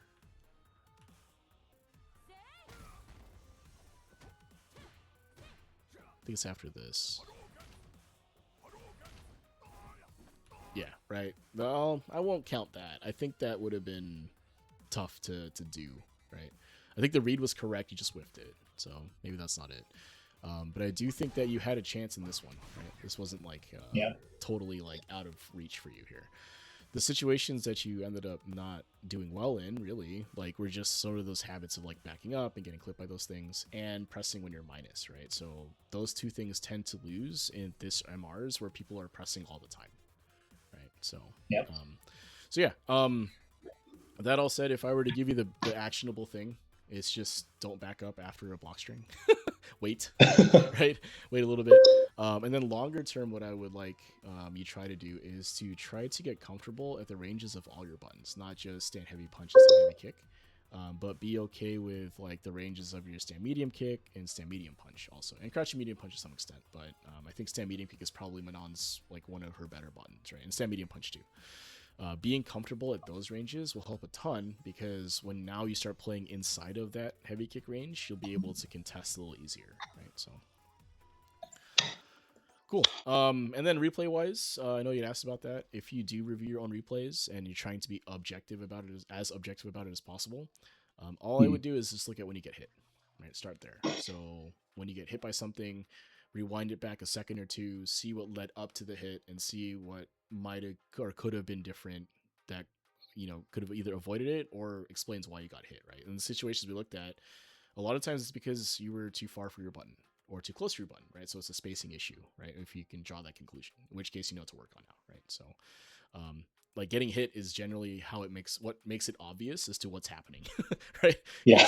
When you get hit, it means you made a mistake, probably, right? And then you can kind of work backwards from there to figure out why that happened. And again, sometimes it is just luck of the draw, right? Like in the case you got hit by the solar plexus, you just happen to try to press your button and let go of your block right when the hitbox came out for the solar plexus, right? So, if it was a frame earlier or later, you would have blocked it, right? So, or a frame earlier rather, a frame later, sorry. Like if you had pressed it a frame or two later, you would have blocked, right? And it would have been a different story, right?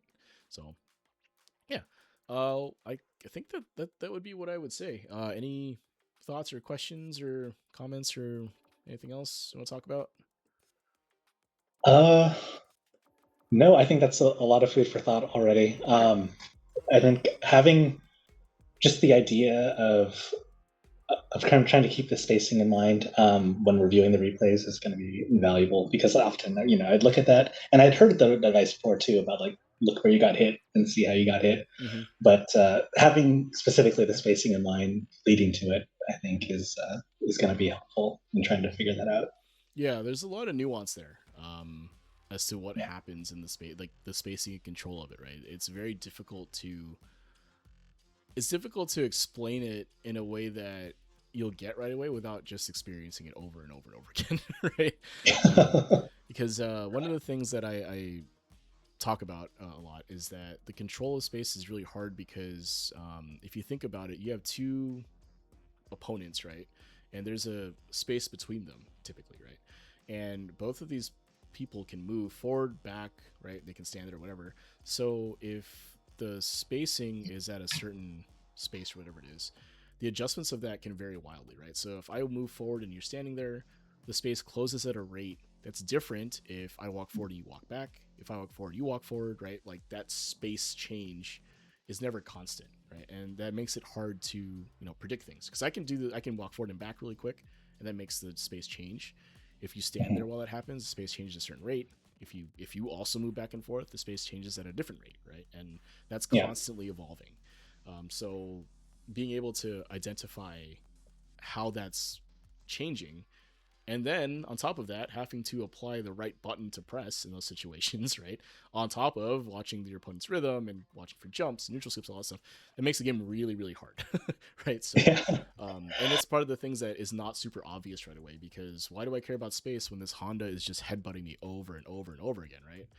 But as soon as that stops becoming a thing and people start doing what we were doing earlier, it's like, okay, there's more to the game than just doing that. So, yeah, I think that's a point that I've never really thought about either, is that the differing rock speeds change the rate of change for the space with movement, especially like even in the same round where, I'm walking forward or they're walking forward. Like, I think I've only ever thought of it like, okay, Cammy walks really fast, so the space will diminish quickly. Mm-hmm. But if I'm walking forward versus her walking forward, it's a different rate of change. So that's a really interesting insight I've never thought of at all. Yeah. It was a very big light bulb moment for me a while back because, Yeah, like, you're right. Like, Cammy walking forward is scary, right? But you can reduce how fast she's walking towards you by walking backwards a little bit, right? yeah, Or you can mess with her timing walking forward, right? Now, all of a sudden, the rate yeah. changes faster than they were expecting, and maybe you'd be able to do something out of that, right? So cool, man. Do you have time to run it back? I don't know what time zone you're in. I know it might be late for you. So I don't know. I'm California, so oh, it's fine. right on, Best Coast. So Yeah, did you want to run it back in order first to three? Is that something you'd be interested in? yeah, that sounds fun. All right, cool. Let's do it.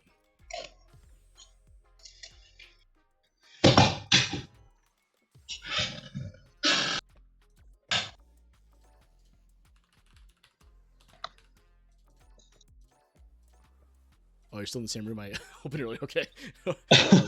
um, yeah. So I'll leave the mics on because it's funnier that way. But what I would say immediately actionable would be try not to walk backwards when something happens. Right. I think that if you do that, that would be. It'll probably show you the power of standing still, the power of just blocking. Yeah.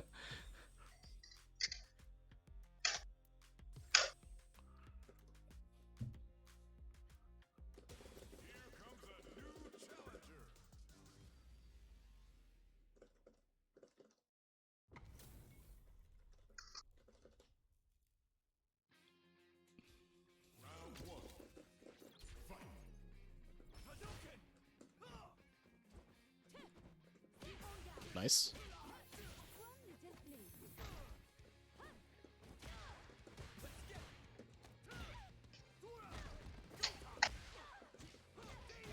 Oh, nice. Burnout's a little tough.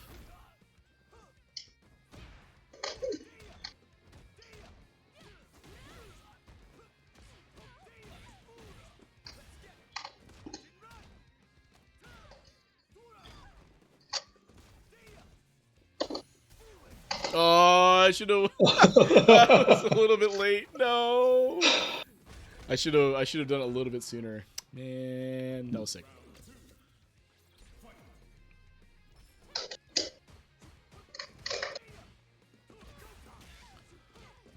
I saw you try it. I saw you try it. Walk forward. I dig it.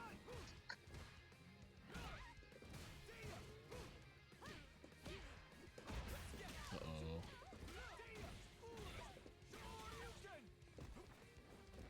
Nice jump.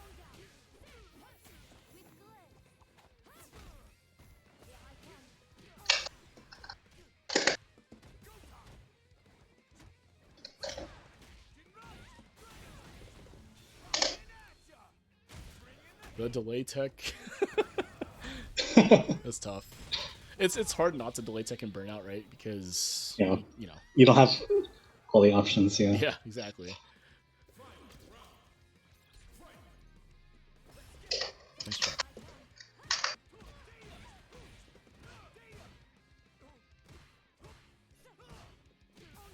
Nice.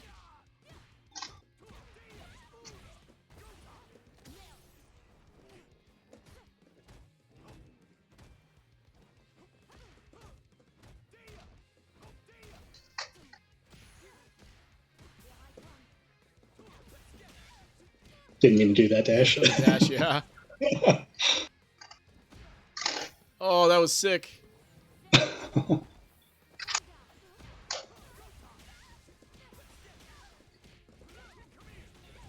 was an unfortunate command grab whiff.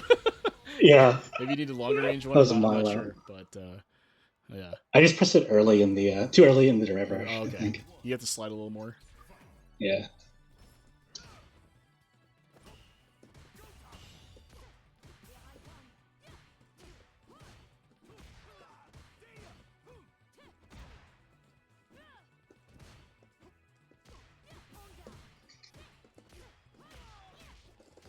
Oh. Nice parry.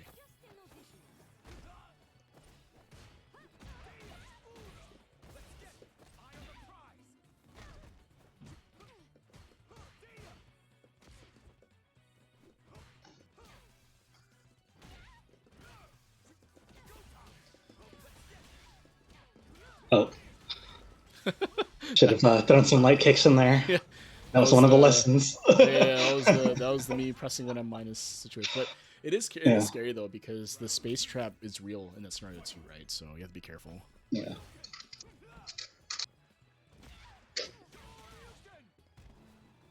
Oh, nice.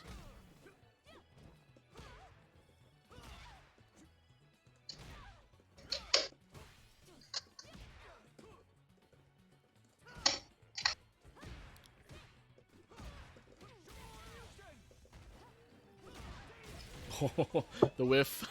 Nice. Yeah, the whiffing is tough there, right? If I was standing in a space where I can just kind of press my button there, like... I was too timid to press the medium, so I went light, and it was too short. Yeah, whipped.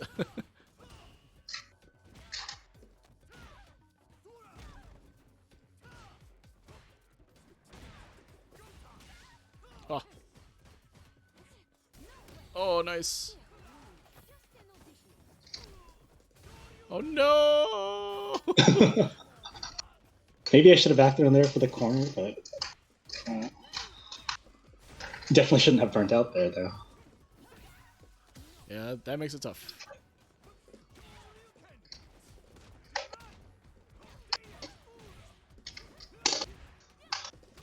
Oh, is that enough? Oh no, I also missed. Uh-oh.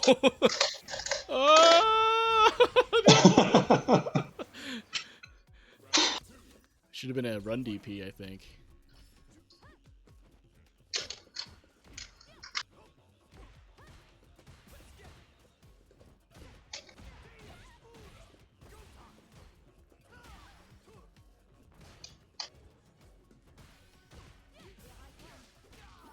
Nice. Maybe you should go into super for the meter gain. Probably. Maybe.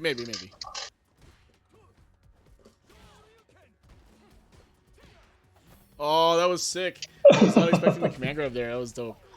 So, I do think... So, it's an interesting thing for super spending there, right? So, you're ahead a little bit there. So, you know, saving it's probably okay. But because you're burned out, it changes that a little bit, right? So, obviously you won, so it's not a huge deal. But, you know, something to think about. Getting your meter back, spending super to do that, it's not a bad idea.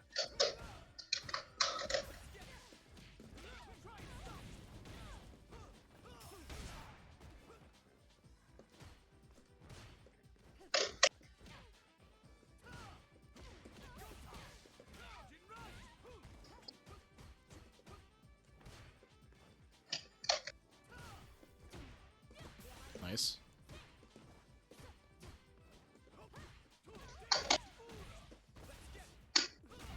Oh, nice.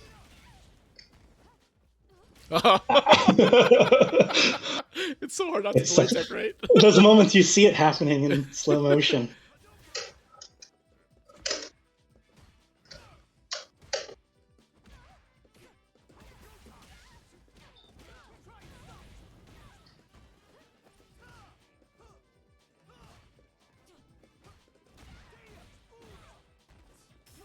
Nice. Oh, I couldn't DP that?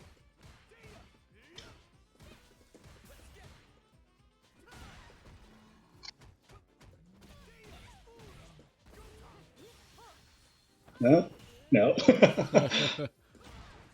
I like the idea though. I mean, you have to reversal, right? Like, let's not kid around about that. I know it didn't work out for you there, but you do have to do that every so often. I do think that you did a better job of not getting clipped blocking backwards, right? You kind of stood your ground a little bit, and you saw the results, right? Like, I wasn't able to get away with just kind of pressing my low forward when I felt like it, and because of that, I had to adjust what I'm doing, right? I can't just do that, and because if I do, I'll burn out, right? Like, I'll just run out of meter. Yeah. Do that. So I was consciously, there were moments where I was like, okay, I will walk forward and hit something instead of doing the other thing. Except in those moments, I always pressed delete because I was too scared to press the medium. Right.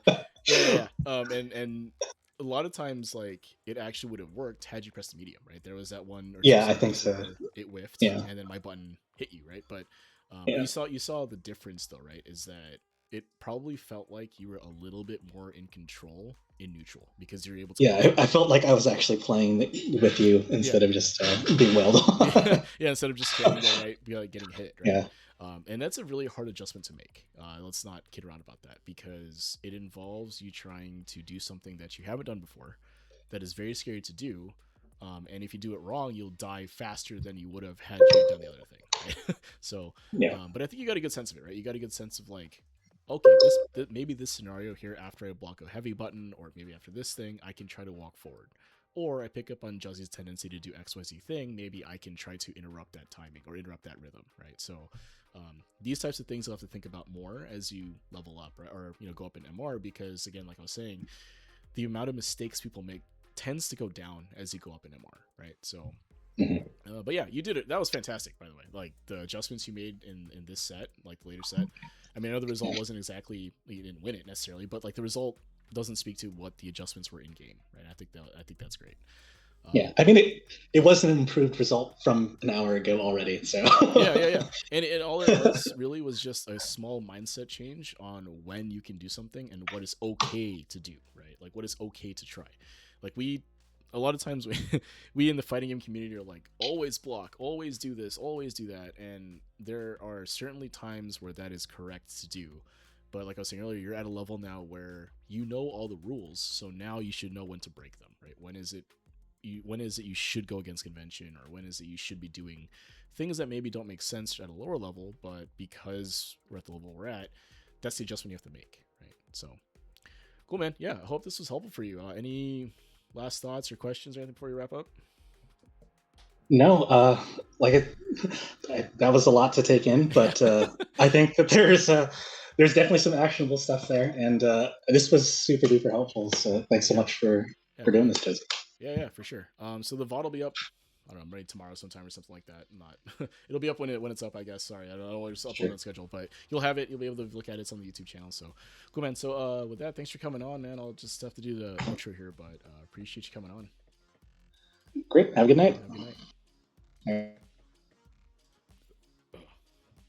Excuse me. Well, thanks for watching, everybody. Let's just sit down and shut up. Tallergeese did a really good job today. I think that was great stuff from him. So that all said, I run this through the Fight Rise Discord. So Fight Rise is a fighting game community focused on Street Fighter, fighting games in general, but Street Fighter for the most part. They do bi-weekly events through their One Fight Stand series.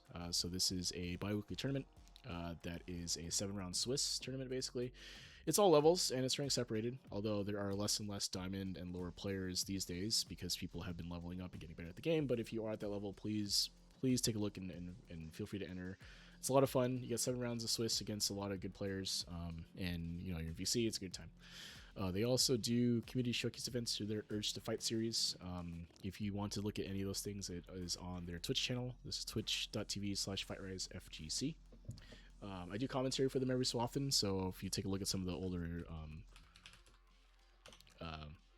videos on there, the showcase events for the community. So folks that have been leveling up, doing well, they get to play in exhibition matches. They also do charity streams once a year in December, which is coming up. So keep an eye out for that. If you heard me talking about BLKO, it's Big League KO. It's basically a league format.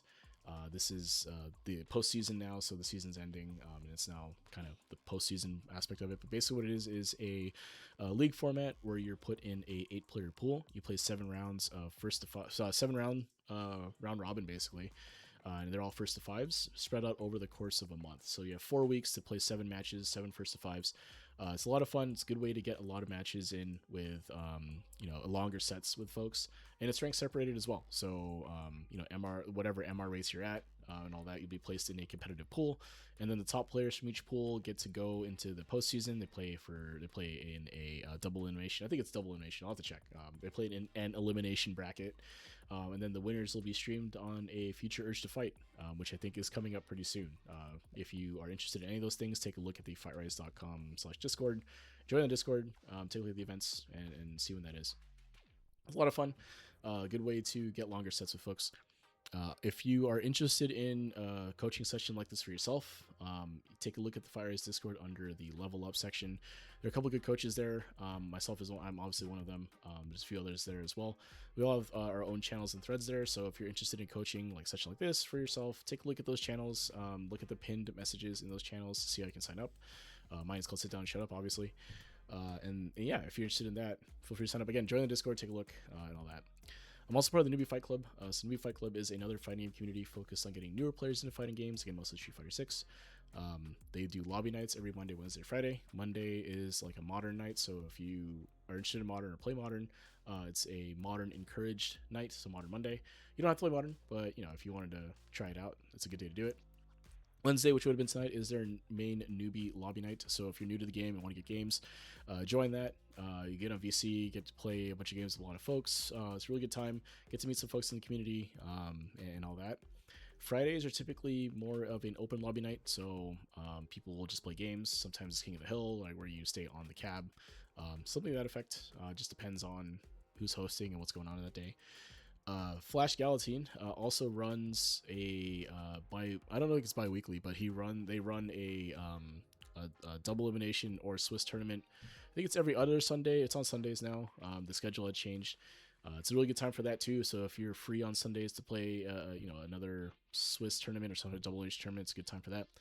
And they also do the Modern Monthly. So Modern Monthly is a modern only monthly tournament. So if you're a modern warrior and wants to fight other modern warriors for the title of best modern warrior for the month, join that. Join the Newbie Fight Club. Take a look at when that is. A lot of big names participate in that in the community, like FemShep. I always like to shout her out or shout them out as best I can. But when they're there, they play. A lot of good players come for that too. So if you want to play modern in a tournament, take a look at that. So join either of those Discords. I'm very active on both of them. So if you want to get sets with me or talk to me about stuff, I'm open, always for to ping me in any of those Discords. That all said, thank you guys so much for tuning in and have a good night.